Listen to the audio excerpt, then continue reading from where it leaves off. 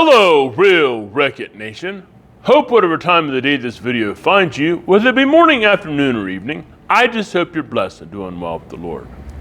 I am transitioning this YouTube channel from the Real Wreck-It Ralph into the Temple Fitness YouTube channel. But don't worry, the Real Wreck-It Ralph isn't going anywhere. However, the Real Wreck-It Nation is. I'm going to bring you into the four walls of Temple Fitness. You see, my wife and I are the proud and blessed owners of Temple Fitness in Wellston, Ohio. I want to use this channel to motivate you, encourage you along your fitness journey. But I also want to do exercise demonstrations, functional movement patterns, so that you can get fit, healthy, more conditioned, all without hopefully getting injured. You see, I've been training steady since I was 23 years old, and I'm 46 now. So 23 years of constant training, or consistent training, I should say. And I've been blessed not to have any serious injuries. And at 46 years old, I'm still pushing it pretty hard in the gym. At least I'm pushing it pretty hard for myself. I'm pleased and blessed with where my goals and my fitness goals are right now. I want to bring you along so that we together can get stronger. I also want to encourage you through a podcast called the I Can Podcast, where I can, you can, and we can all do great things. Today's story I want to tell you about is from Brad Stewart. You see, Brad Stewart and I used to travel together in a 15-passenger van all over the country. We'd go from town to town, city to city, community to community, and we'd go to minimum and maximum security prisons. We would go to schools, we'd go to churches, and in the schools we'd tell them the power of making right choices. You see, if you make the right choice and if you're right choice juggernaut, there's nothing you can't do. There's nothing you can't accomplish. You can do great things. Then in the evening programs, we would tell them about the gospel, about the man who laid down everything for you to save your soul.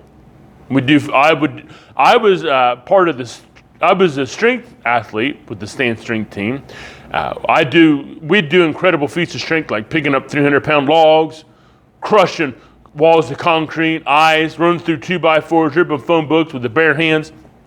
And then we would set the stage about telling them about those awesome things about the Lord and about power of making right choices. And then Brad Stewart would come along and do a live concert right there in the high school sometimes. Often in the middle schools, elementaries, anywhere we had an audience, in churches. And Brad Stewart told me this story. Sometimes we pray and we pray and we pray and we get our direction from God, but we do not, then we don't walk in it. If we're praying and we get a direction from God and a clear path, we then need to walk in it. It's not enough to pray. We got to march forward and take those steps. You see, Brad Stewart, a few years ago, was praying and praying, and he's like, Lord, what do you want me to do with my gifts, abilities, and talents? And he felt the Lord say, Brad, you need to go to Nashville. And Brad was like, well, that doesn't make any sense. Go to Nashville? Okay. So he's praying again, and he felt the Lord say to him again, Brad, you need to go to Nashville. And so finally he said, okay, Lord, if you want me to go to Nashville, then you got to convince my wife. So Brad goes and talks to his wife, and his wife goes, Brad, if the Lord's calling you to go to Nashville, then you should probably go to Nashville. And so he was like, I don't have any money to get to Nashville right now.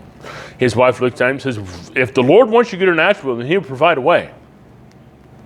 So Brad goes down to his the bank that he uses, and the teller's talking to him. The teller asks him, says, Brad, have you used all your points? And Brad was like, well, what are you talking about, points? She goes, well, if you use your points on a regular basis, you accumulate points. You see, you can use these points for anything. She said, you can use them for clothes, you can use them for food. She goes, for instance, me and my friend just took a trip down to Nashville. He goes, wow, okay, you just took a trip down to Nashville. So he was talking to another guy that did music ministry with us on the stand strength team, and he said, Brad, he goes, I want to go down to Nashville with you. And Brad was like, well, I hardly have enough money to get myself down in Nashville, let alone you. And he looks at him and he goes, the story that you've told me so far, I just want to be a fly on the wall to see what the Lord does. So they pack up, fly down to Nashville, and he gets down to Nashville and he puts on Facebook, says, I'm in Nashville. I don't know why, but I'm in Nashville. And somebody else who's done some ministry with Stand String Team put on Facebook, said, we're in Nashville too. And Brad was like, well, what are you doing in Nashville? And he goes, well, we're in the recording studio and recording some songs, and then we're going to lunch. And Brad said, well, we'll go to lunch and we'll go back to that recording studio. So they go to lunch, go back to the recording studio, and it just so happens that it's Randy Corr's house and recording studio. He's standing in the middle of Randy Corr's house, who is a music producer who's worked on projects with Dolly Parton, Brad Paisley, some of the biggest names in the industry, platinum record after platinum record. So Randy Corr looks at Brad and he goes, Brad, if you're as good as you say you are, the guitar over in the corner, just pick it up and we'll see what you got.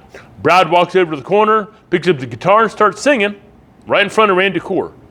So before they go home, they exchange contact information, and then he goes home, and Brad was like, well, if it was really meant to be, then Randy Corr would have wanted something. Well, 2 weeks later, Randy Corr calls him and says, Brad, he goes, I can't get these songs out of my head. He goes, you got to get down here and record this album. And Brad was like, well, what do you mean? He goes, I don't have enough money. And Randy Corr says, didn't ask anything about money. We need to record this album. So since that time, Brad has been, last year, every month, Brad released a song off that album. 33 turns in a record. Unbelievable music. You can find it on Spotify, YouTube, and a couple weeks ago, he was actually here in Temple Fitness, right in front of this very sign that I'm in front of now. And he and a couple other singer-songwriters from Nashville come out and gave us a live concert. It was unbelievable evening. We had about 50 people come and go at Temple Fitness, and it was an unbelievable blessing.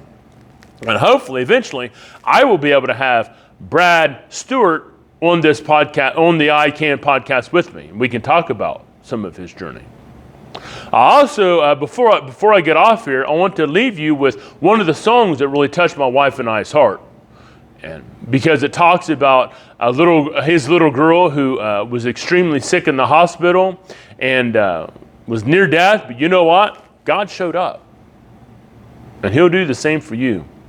If you've liked this video so far, please give it a like, thumbs up. Feel free to subscribe, and like I said, I'm going to go ahead and finish this video off with the song that touched my wife and I's heart. Remember, whatever your fitness goals are, go after them with everything you have, and pursue your relationship with God with reckless abandon. This is the Real Wreck-It Ralph saying God bless, and I'll see you real soon. I see you, baby. Then I see you, baby. And I see you, baby. There's tubes there to breathe, tubes there to feed, and a rat's nest of wires in your little IV. And every alarm and monitor makes my heart sink. Oh, but the mornings still come, you're still going strong. You're winning battles that I've never fought, and teaching me things about God and His grace and His love. And then I see you, baby. And I see you, baby. And then I see you, baby. And I see you, baby. Oh, doctors and nurses, are you sure you're okay? They must be right, 'cause you're going home today. And then I see you, baby. And I see you, baby. And then I see you, baby. And I